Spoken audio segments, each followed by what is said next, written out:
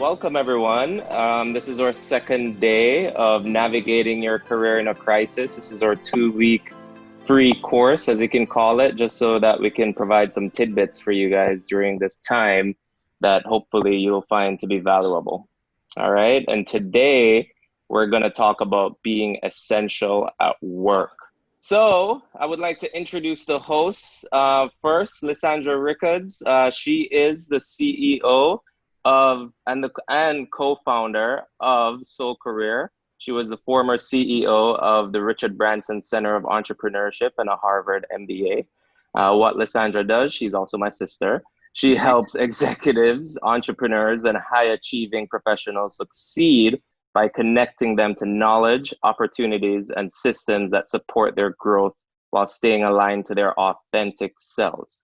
And then we have Stacey Hines, or guest speaker, guest host. We're so happy to have her. And Stacey is a transformation strategist and the recently elected president of the JCS, Jamaica's Technology and Digital Alliance, the second female president in the 45-year history of the organization. Stacey studied and began working in the technology field over 20 years ago and currently works with a multi-million-dollar investment company where she focuses on leading the strategic planning office. All right, so that's our team, guys. Happy to have you. And of course, okay, I need to introduce myself. And I'm Warren Rickards. I am a co-founder of Soul Career as well with my sister, Lysandra, and I'll make this quick. Currently, this is our side hustle, right? And this is something that we'd like to touch on as well as we speak about Soul Career and as we speak about helping people navigate their careers and what they're trying to achieve in life. So this is my side hustle, and my full-time job so I can pay my bills is being a customer success manager at Cloudflare. Cloudflare is a Silicon Valley unicorn here in San Francisco. We just went public September 13th, 2019, just a couple months ago. And what we do is we help build a better internet by providing performance and security services to clients all across the globe. All right, so just to move on here, this is our agenda of what we're trying to achieve today on this call, right? So for 20 minutes, what we want to do is just cover some concepts and frameworks that we think are valuable and that can hopefully help you guys as you navigate this pandemic. And then 20 more minutes to interview Stacey so that she can provide some tidbits, some valuable insights into her experience and how she has helped people along with herself navigate this crisis and be essential at work. That's what we're going to be talking about today. And then finally, we want to leave 15 minutes for you guys to ask questions and so we can answer them. And then the final 5 minutes will be a quick little talk about Soul Career, just for the people that are not aware of what Soul Career does. We would just like to share that information with you. And just to let you guys know, there's a special offer for everyone who stays until the end. So stay tuned, all right? Because we got a little gift for you. So we just would like to check in here, and we're hoping to learn from you guys we're hoping to know from you guys, what are you trying to learn today in this call? So if you wouldn't mind pinging the chat and letting us know what are you hoping to learn today, that would be awesome. We'll give you like a minute or two. Yeah, so we want to hear from you guys too, because this isn't a one-way street. We believe in having a conversation with you, engaging with you over the course of this call. So let us know, why did you log in? What are you hoping to hear from us? Yes. Let me go back because I saw some pings. Some pings are coming in. What are people saying? Well, nothing yet. Nobody's telling us yet. They're just saying good morning, but keep it going, guys. Here we go. Strategies for becoming and staying essential at work. Looking for new ideas to keep moving forward. What makes you stand out at work? How do you does becoming essential come at the expense of work-life balance? That's a great question. How to be relevant in my existence. One aspect of that is my work life. How to manage your energy at work. all great questions. So we hope to be able to answer them all over the course of the next hour. So Warren, back over to you. Okay, great, great. Love it, guys. All right, so now we would like to cover some concepts and frameworks, right? So here's a little bit of context. Right now, as you guys already know, we are experiencing the largest work from home experiment in world history because of this pandemic. Many places, many cities across the globe are putting forward a mandate so people have to stay at home for the safety of the environment. And as a result, people are forced to work from home, whether you like it or not, right? So during this time, we must now learn to manage ourselves instead of having someone else manage us. It's very important to know this. So we must shift from being externally motivated to internally motivated. So instead of primarily thinking about your status, your title, you have to start thinking about things that what is it that energizes you and motivates you to get up in the morning and actually do productive work, right? And it's interesting because the more we work from home, the more you have time to think about, is this something that I'm passionate about? Is this something that I enjoy doing? This is a very important time to think through these issues. And then finally, this is a time where we have to think about shifting from being as we just said, status driven to being purpose driven and results driven, right? What does that look like? This is a very important time to think about these things. So what we like to do here is we like to recommend that you start with the self, right? And that begins with, we think, taking psychometric tests. That we think that this is a very effective way of figuring out, what is it that motivates me? What is it that makes me come alive? And one free test that we find to be extremely effective is the Myers-Briggs test. If you guys go to www.16personalities.com, you can see here that the Myers-Briggs test is available for free, and we totally recommend it. When we have people interested in our Soul Career course, we recommend that they take this test before they have a consultation call with us, so that we can kind of just navigate through, what are the results, what kind of personality type are they, what roles at work makes them come alive, what are some of the advantages and disadvantages, that some of the strengths and weaknesses of your specific personality, right? Then next, we like to do visioning exercises to create a personal definition of success, right? So this is something that we cover in our Soul Career course, where you're doing certain exercises so that you understand, okay, all right, so this is something that extremely motivates me. This is something that doesn't really motivate me. And then we try to translate that into, what does that look like in a professional environment? And then finally, creating a personal mission statement. So one thing that we find is, at work, the most successful people are the ones that have a driving factor behind what they do, right? And that comes back to your personal mission statement. Yes, it's great to try to align with the mission statement of the company that you're working for, or your own company that you are trying to build. But what's most important is the foundation behind that for yourself to determine how successful you are. And that comes back to your personal mission statement. What makes you come alive? What motivates you? What gets you up every day to go to work and be as productive as possible? All right. And then here, we're just going to dig in a little bit more. And what does that personal mission statement mean, right? So a statement of your professional mission in the world is what we consider to be your personal mission statement. And again, it starts with your personal mission. What is it that you personally want to achieve from your work? For me, I love to connect with people. I love the face-to-face interaction and actually helping people feel energized about what they do, helping people be successful. And that's why I found myself of recent in more customer facing roles, sales roles, because I feel that this gives me the autonomy to, when I meet with my customers, for example, when I meet with different clients, partners, I love connecting and understanding what is it that you're looking to achieve out of this relationship and how can I help you?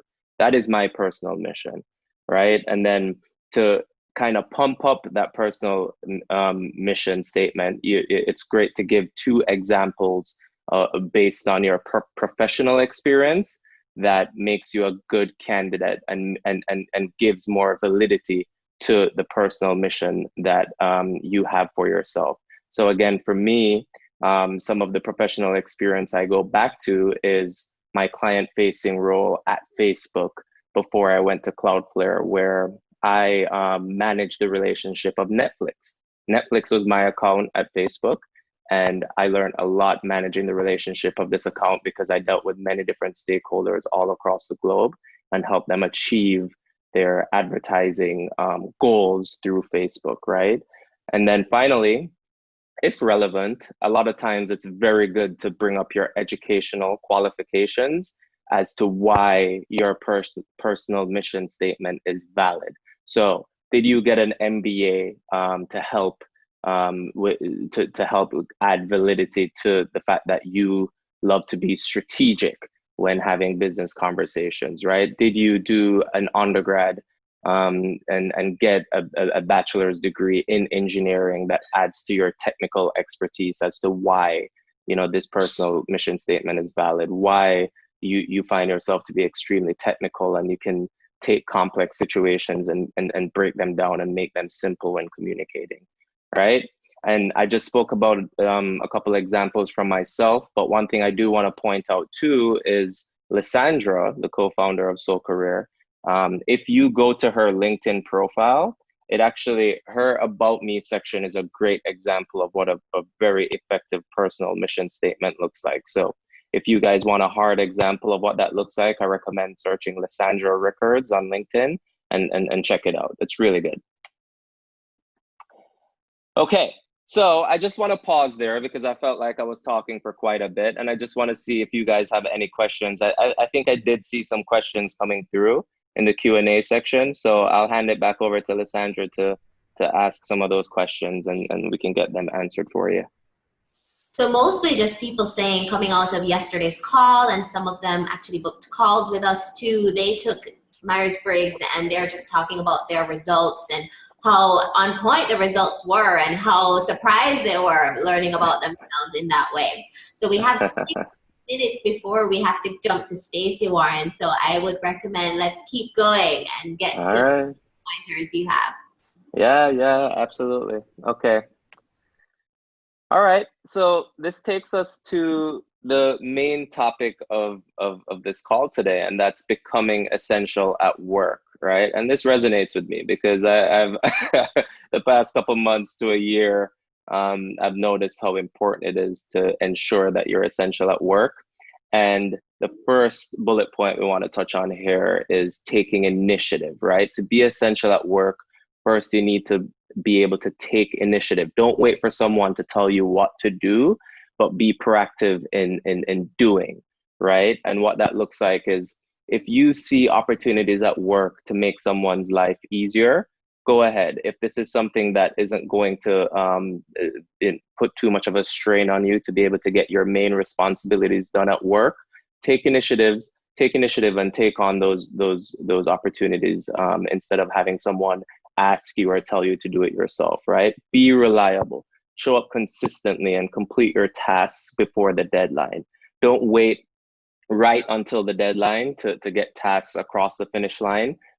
Definitely don't wait till after the deadline and give some excuse as to why you missed the deadline. Show up consistently, you know, and if you need help with understanding what that looks like, Lysandra and myself, we found many different ways on doing that, such as like certain practices and certain routines throughout the day that can help you be more reliable in your professional life. And we can talk more about that as we go along here. And then finally on this slide, produce high quality work, right? So it should be obvious that you put a lot of time, effort, and care into your work.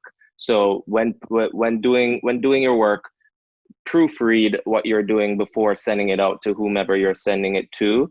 Maybe touch base with trusted mentors, trusted people in your network, to run your work by them, as long as you're not breaking company guidelines, of course, to ensure that your work is of high quality, because this is um, a very important factor to determining if you are an essential employee or not. And then moving on here, and kind of in line with taking initiative, volunteer for key projects, right? If there's a project that aligns with your interests, aligns with your motivations, a project that you feel that you can add a lot of value to based on prior experience, or based on because this is something that you're very energized by, volunteer for them. Try to take them on and do a good job. This is a very good sign of someone that is dependable and someone that's essential. Offer solutions, right? Instead of always complaining about problems at work, try to actually offer solutions as to how you can fix those problems. And then this final point here really ties everything together. Make your manager's job easier, right? And this resonates with me a lot, right? Because if you can make your manager's job easier, this builds trust, and this makes your manager feel that, okay, this is someone that is somewhat indispensable, especially during this time where, we're going through a pandemic. There are many layoffs happening. Personally, I know quite a bit of people here in San Francisco, high quality individuals working at Airbnb, working at companies like Sonder, working at companies like Adobe. They're getting laid off because it is a very tough time for businesses. And you want to prove that you're someone that is probably going to be the last person that people think of laying off if they have to, because you are dependable, you are reliable, you make your manager's job easier, right? By being more strategic, identifying and filling gaps in their skill set. Be a team player. Okay, and then here we like to talk about what that looks like on the other side. So instead of being an employee, what does it look like on the side of people managing others, right? How can you be essential as a manager at work? And we find that matching projects and assignments to the skills and passions of your team members is a very important factor in being an essential manager. You want to encourage your team. You want to help your team come alive, right? And to do that, you have to match projects and assignments that are aligned with their skills and passions. You have to help energize your employees, help energize the people that you consider your colleagues, so that they can do their best work. And in turn, that makes you look good. That makes your team a very productive team when everyone is doing their best work and everyone is feeling motivated. Set clear, measurable objectives. So it's a matter of fact, not debate whether or not your employees have reached their performance targets, right? So don't try to be more objective and less subjective. Try to give your employees clear guidelines on, okay, this is what success looks like. This is what success doesn't look like. Here is a performance target. We would love to see you achieve X by Y date, right? When you set these clear targets, when that time comes, it's a much easier conversation for yourself and your employee when looking back and having like a performance review, for example, and thinking about, okay, how well has this employee performed? And having these set guidelines, it helps that conversation, because it makes the conversation, less contentious, less subjective, less up in the air, and everyone is on the same page as far as how well did they do because of these objectives that you've set very early on and that are very clear to everyone involved. Then finally, take an active role in the development of your team, so that they can learn and grow as the organization evolves, right? This is something where if you want to inspire the people that work for you, if you want to encourage people to come to your team, and you want to keep your employees, and you want your retention to be very high on your team, you have to let your employees feel like they can trust you. Let them feel that they can learn from you, and let them feel that they can successfully grow within your team and develop within your team as the organization evolves, as opposed to making them feel that they're being left behind when the organization grows, because you are not taking that initiative to put development plans in place for your employees. And then moving on here to the next slide. So this kind of, we kind of touched on this before about communicating effectively when setting clear objectives, right? This kind of goes hand in hand with that. How you communicate to your team can determine whether you succeed or fail. So this one hits home for me, because I'll be pretty transparent here, and I'll share with you guys that I have had a professional experience not too long ago where I didn't have the greatest relationship with my manager, and it was foundationed on the fact that there wasn't effective communication between us, right? Like a lot of times, and this goes back to setting clear goals, it wasn't clear what was deemed as success for me, right? All of my goals at the time were very vague, and I felt very subjective, and I felt that there were times where we would communicate and one thing would be said, and then another thing, a contradictory thing would be said the next time we communicated, right? And this just caused a lot of turmoil within the relationship between myself and my manager. And this ultimately made that relationship fail. And I ended up quitting that job and leaving for another job, because as many of you guys might know, the majority of a big reason why people leave companies is not because of the company, it's because of the team that they're on and the manager that they have, right? So communicating effectively is extremely important. And then finally here is publicly recognizing good performance.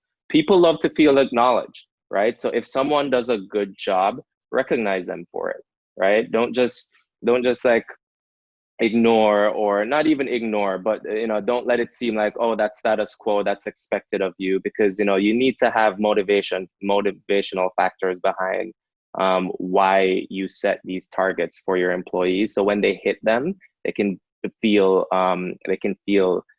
get a sense of affirmation, and they can feel acknowledged, and they can feel rewarded by hitting those targets. So recognize good performance. And before we pass it over to Stacey, we just want to cover a final point here that we think is a huge factor to becoming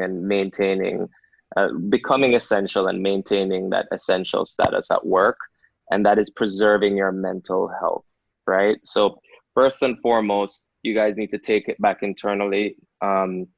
You need to focus on you, who you are, what makes you come alive, and you need to preserve that mental health by actively cultivating positive energy to take massive action, right? So although we live in a world filled with negativity, it's always important to just take it back, shut out the noise and bring positive energy back into your foundation. And ways on how you can do this is setting tiny goals you can achieve each day to give yourself a win, right? That leads into positivity. So, even if it's a goal like, okay, I'm going to clean up the kitchen so that this can give me a little bit more mental space within the day. Do that. Set that goal for you. Clean the kitchen, right? Go for a 20-minute walk outside. Do a workout, right? And mark these goals off. Like write these goals down and mark them off as you go. It will do a lot for your mental health. I'm a personal advocate for this. And then take a break if you need one, right? Don't push yourself past your limit. Don't burn out. This is a marathon. It's not a sprint. So don't try to just do everything and burn yourself out for one particular task or for one particular day, because guess what? You have tomorrow, and you want to be effective tomorrow. So, take a break whenever you can, and keep yourself healthy, guys. Right. And then finally, before we send it over to Stacey, what some ways that we think you can preserve your mental health at all costs is to exercise for your mind, not only your body. So when working, a lot of people, when they think about working out, doing exercises, they're thinking it's only physical. They're thinking that the only goal from that is physical. No, there's a lot of mental clarity that comes from exercising. even if it's a physical exercise. And you can do mental exercises as well, like take certain tests, play certain mind games, right? And exercise your mind, make your mind feel positive. Limit the consumption of the news, especially nowadays when, you know, the news can be pretty negative, whether it's because of, you know, the current people that we have in office or because of what's going on with this pandemic. It can be very negative, and we think that limiting consumption is extremely important. Consume inspirational content. I think that speaks for itself. Nature, sunlight, right? I can say, me from Jamaica, where I'm just used to nothing but sun. It's important for me to get sunlight, right? The other day, sun was shining in my apartment here, and I just sat on my seat facing the sun, and I just took in the rays, and it was incredible how happy and how positive I felt after that. You know, get some fresh air, guys. And then finally, create healthy daily routines. It might take some time for you, for some of you, to write down, you know, what does that look like? What does a healthy daily routine look like, feel like? But take the time, write down, you know, create a healthy daily routine, and try your best to follow it, and be kind to yourself. If sometimes you miss certain activities that you said you wanted to do, don't stress, you know, just get to it the next day. Okay. All right. And now I would like to introduce again our guest, or special guest, Stacey Hines. And I did let you guys know, you know, give a little background, a little bio on Stacey. But since we're talking about mental health and being essential at work, one thing that I did want to just kick off and ask Stacey before she takes the mic is, as someone that manages people at a large corporation, what in your mind, Stacey, what makes an employee essential at work? Well, I think, thanks guys. Hi everybody. I'm so glad to see all of you online. This is an important conversation, and so I'm really happy that you guys have shown up. So I just wanted to just acknowledge you for being here. That's very, very, very, very important. So I just want to acknowledge you all. Now, the next thing that I want to step into is, let's talk about this whole space of mental health, and then I'll shift into what Warren talked about. And why I wanted to make sure that we touched on that is because we don't oftentimes think about mental health from the perspective of just how you carry yourself and, you know, how you feel in the morning, whether you're having a good day or a bad day. I think, you know, over time, mental health has just been associated with crazy. But we know that that's not what it's about. Now, especially, I think we can really see that there are lots of conversations that are happening about mental health and about helping people to stay focused and to stay motivated and feeling optimistic during this time, because we're in such an unusual, novel experience, right? And I like to kind of position it that way and not dwell on, you know, the negative impacts, because we've been in it now for a couple of months, so we're all familiar. And I think when I really started to step into my greatness or my authentic power, it was because I didn't really stay focused on the things that I was concerned about as it related to working. So my work journey didn't start out as a C-suite executive where I am now. And as a matter of fact, some of you may be surprised, I had no inclination to worry about the ladder. You know, people talk about climbing the career ladder and all that. I never have no ladder that I was trying to climb. I was literally just very much focused on trying new things. I mean, my first job was with Pizza Hut, right? Making pizzas. And then my next job was at a movie theater. Now, why did I take those jobs? Because I love pizza. I don't eat it anymore, really. But I love pizza. And I just was like, man, can you imagine if I get to eat pizza every day?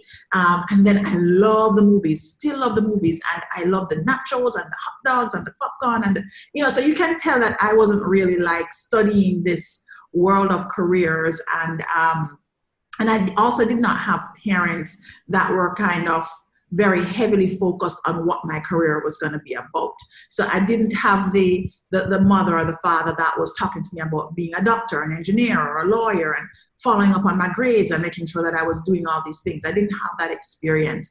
And so a lot of what happened in my career path was based on me wanting to explore and try things, which interestingly took me or allowed me to attract really cool opportunities at the best time in my life. I knew I wanted to do tech because I saw my dad doing technology and I was really excited by it. But just my mindset was always one of optimism and curiosity and just exploration, and not so much the stress and worry about having the right job, right? And that was a big differentiator for me, I think, in my path, because then what started to be born is, as I wanted to experience other things, it became more of a climbing the ladder almost naturally, because I would then step into these jobs, and because I didn't have the concept or the worry about making my boss happy, I wanted to always do well. I was always well-intentioned at my core. In my mind, I was well-intentioned. I want to experience this, and I want to really enjoy the journey of whatever the job is, right? Mm-hmm. So when I was going through that kind of rationalizing in my mind, I just ended up having a good relationship with my boss, and being able to communicate when I was not having that experience.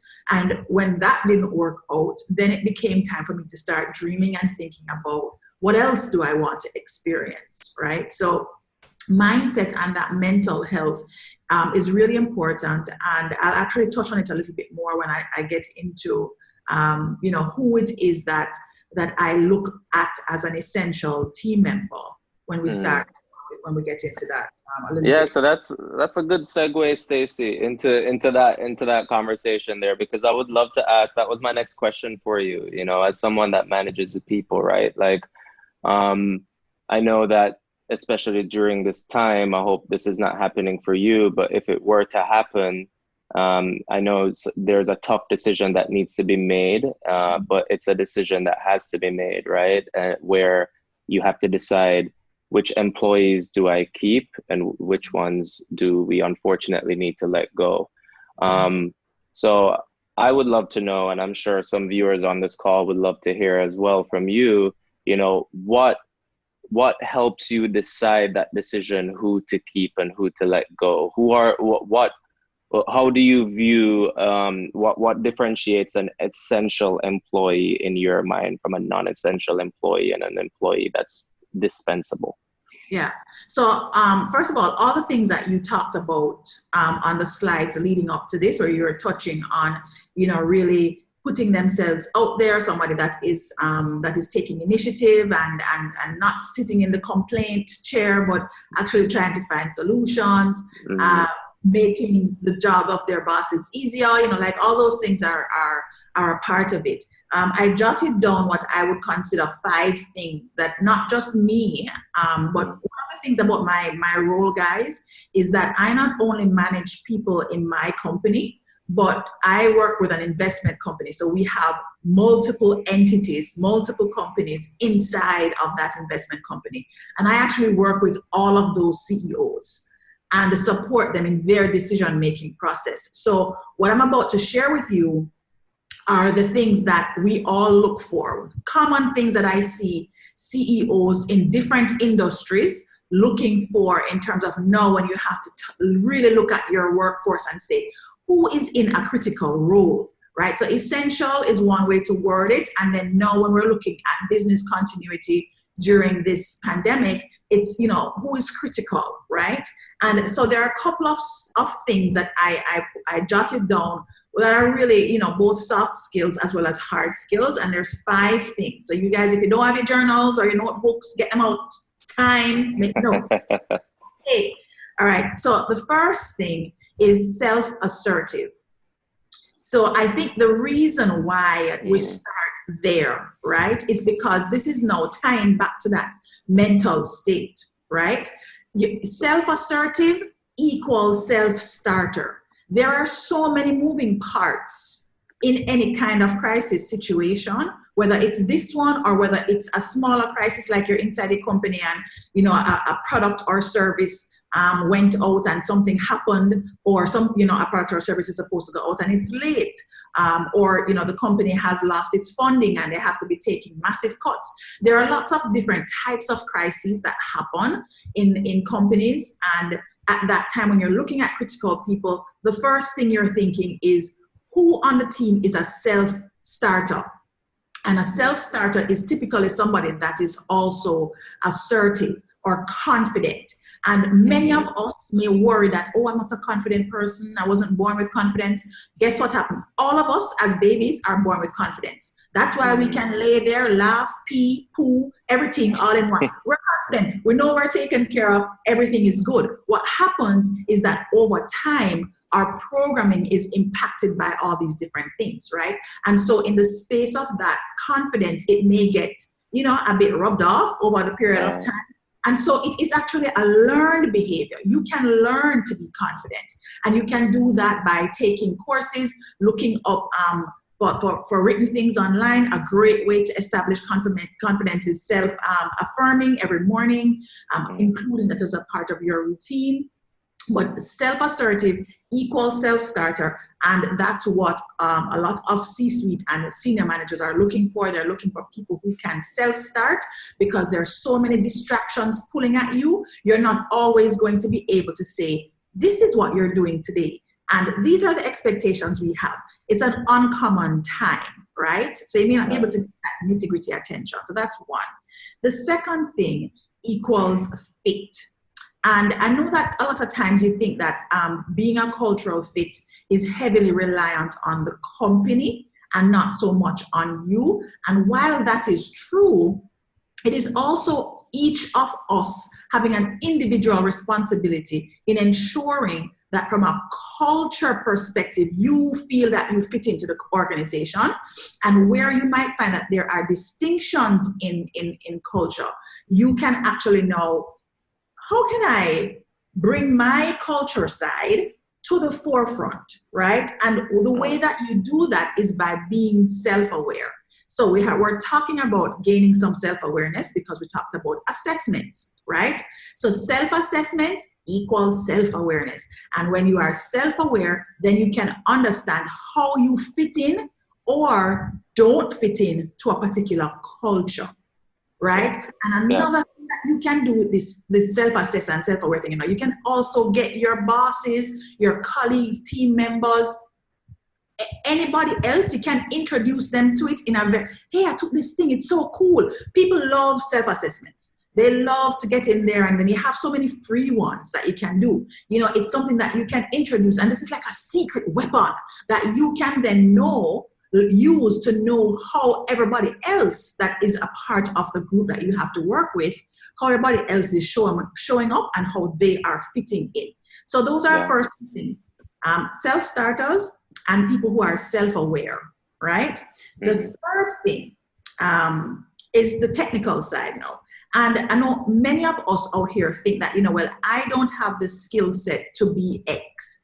I didn't study Y in school. I didn't go to school, right? There's lots of different limitations.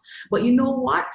What I have found inside of the companies that I work for and with is that if you are capable of learning, then you can choose to be technically adept at anything that you want. Anything you determine that you are going to explore, you can become technically adept at that thing, right? And so what we're looking for is not just people that are already smart in a particular area, but we're looking for people who have that capacity to learn and to expand their knowledge, right? So that's the third thing. You following me, guys? Yeah, that's good. All right. Just to add to that particular point, when you're technically capable, or you're showing that you're technically capable, during this time, one of the things I've noticed is a lot of information sharing. So everybody's reading books, reading articles. Don't just read them for yourself, guys. Read them and share, right? Start to get HBR. Go on to the Google Harvard Business Review.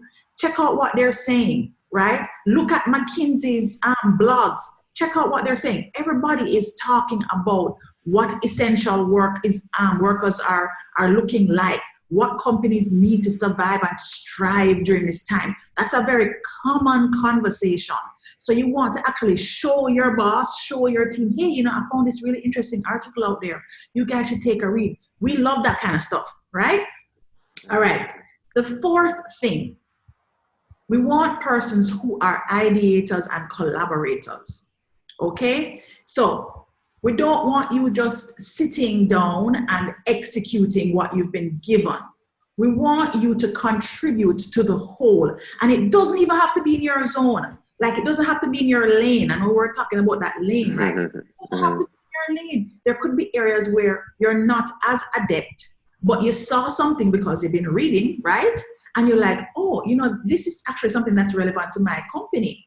And you can share that, collaborate, bring up ideas, look for opportunities to share ideas, look for opportunities to say, I saw this thing and I think it's applicable. Because not only does that show that you are thinking about ways to improve yourself and ways to improve the business, but you are also looking at it holistically. It's not just about you. It's about the company. It's about the team. We love a team player. We love persons who want to collaborate and who go above and beyond just the things that they're given.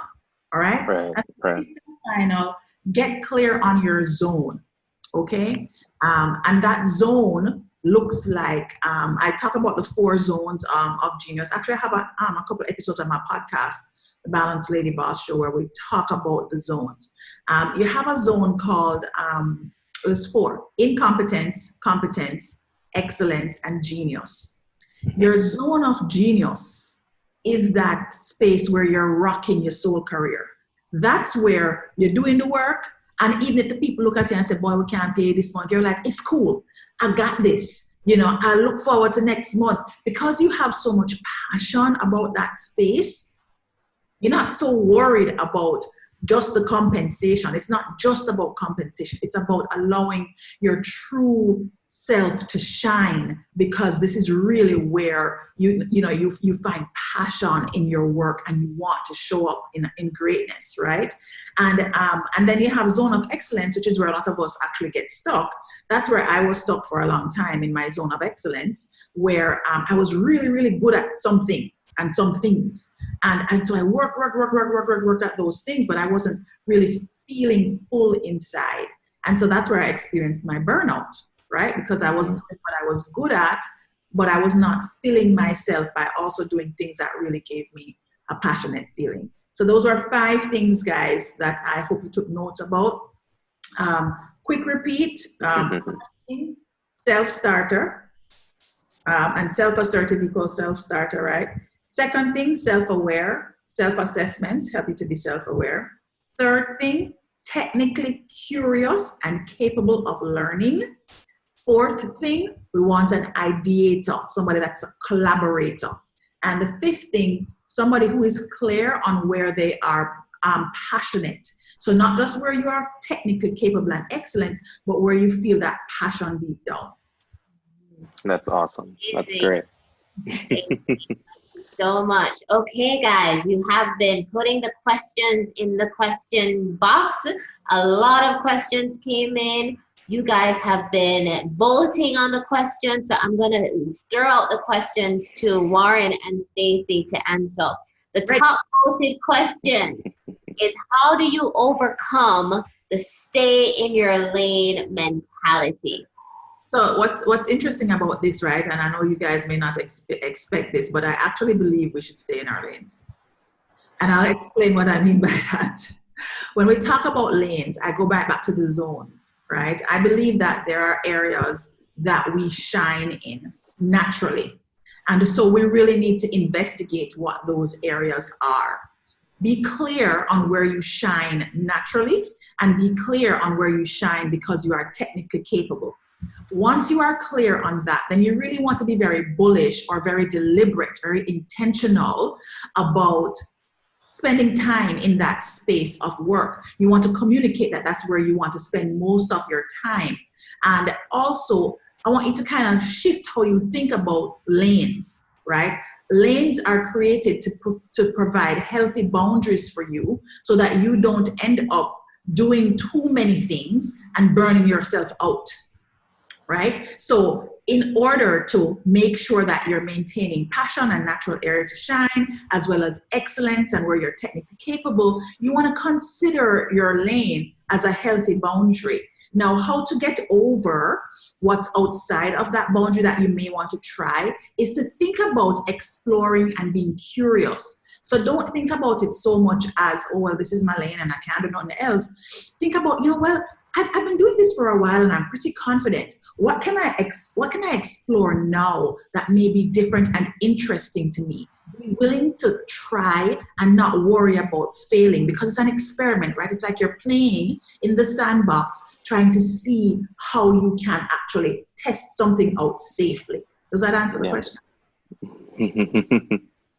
Yeah.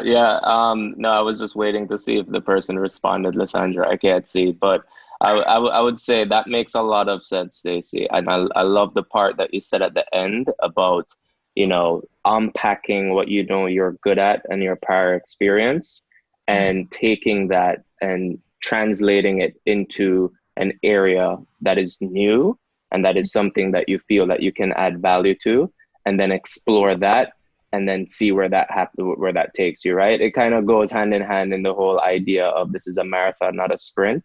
And yes, like stay in your lane. It might be, okay, you are a marketing, you are a product marketing manager, and you are trying to do the work of the CRO, the Chief Revenue Officer. That's completely different lanes, right? But if you really want to get there and you have expertise and you have experience, and it's a marathon, like find different avenues, right, to slowly step to that area. I'm a big believer in anything is possible, but it takes time. And nothing is direct. I mean, a lot of things aren't a direct transition from X to Y. So yeah, I like it. Let's move on.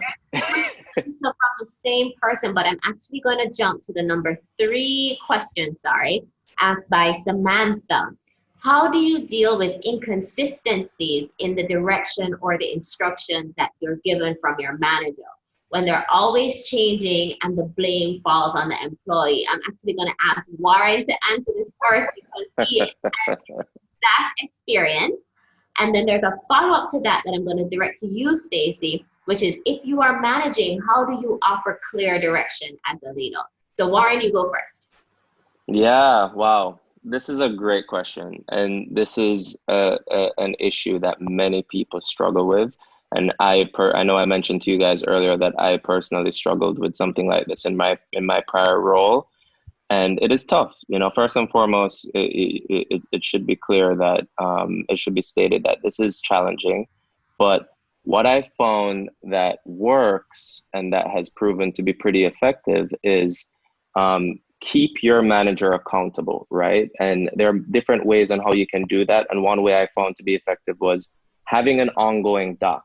I actually got to a point where I recommended to my manager, hey, we should have an ongoing doc where we document everything that we speak about on a weekly basis, so that we can go back to that doc and we can follow that doc and we can go back to see, oh, is this something that you asked, or is this something that was requested? Is this something that I did? Yes, no, okay, that solves it. Let's move on, right? As opposed to, oh, you didn't, all these subjective kind of questions and answers, right? Have an ongoing doc to keep everyone accountable and document, whether it's with that doc, a Google Doc or a Microsoft Word doc, or even through email. Document and keep everyone accountable.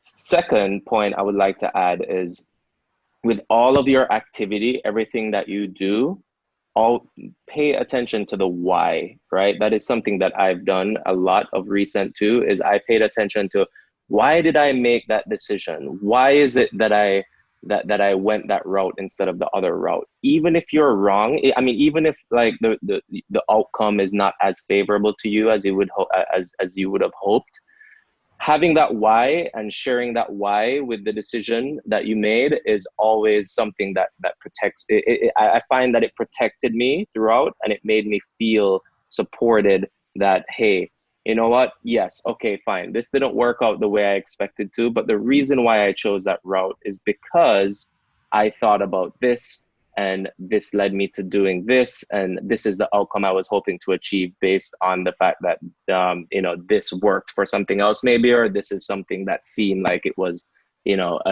valid in achieving that outcome, whatever outcome. Having the why behind the things you do and sharing that with people is important, so that they don't think that, oh, you just randomly made a decision because it was just something that was a gut feeling, and you weren't really giving much thought to the decision that you made. So, because in interest of time, I could keep talking about this, but in interest of time, I'm just going to leave those 2 pointers. And those are 2 pointers that hopefully you guys find valuable, and something that I have to admit, ever since implementing this in my new role compared to a role that I had before, it has just proven to be extremely effective and has made my life a lot more happier. All right, so Stacey, how does a manager give?